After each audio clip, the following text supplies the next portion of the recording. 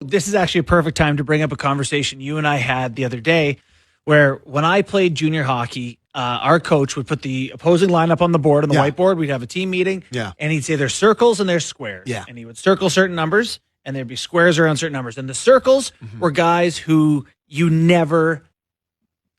talk to them every chance, in their ear, talking to them, trying to get them off their game, pokes, punches after the whistle, because they were either soft and it would make them back off and be hesitant, or they're snap shows and they take a penalty. Squares are guys that you would engage by doing that. So you just don't hear them. You look down. You don't talk to them. They don't exist. You're a robot to them. You know who'd be a square is Jerome McGinley.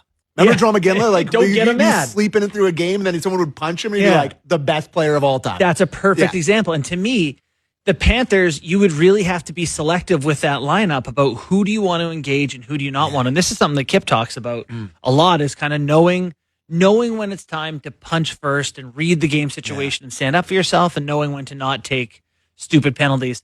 We're talking about Robertson off the top of the show. Circle.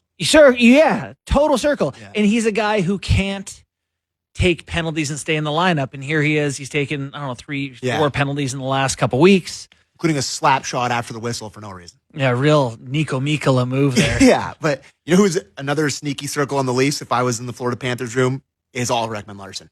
Try to get him. He is taken, I've thought that he's given them great value on the contract. Probably perfect value. Exactly what they signed him for. I think he's given him value. He's playing 21 minutes a night this year. He's been good for them. He's been a good signing. Yeah. But if there's one nitpick that I've had of him this year, he's been pretty willing to take a stupid one from time to time. I like that. I do, but in a game like against Florida where it's going to be tight and it's going to come down to special teams, if I'm Paul Maurice and I'm doing circles and squares, circle. It is funny. Circle, baby. It is funny that there are games where you're not the tougher team, and so you're all amped up to be like, okay, we can't let them push us around, and then you take dumb penalties because you're like overreacting to things. It's a hard balance, and that's why teams who are the initiators like Florida are so hard to beat.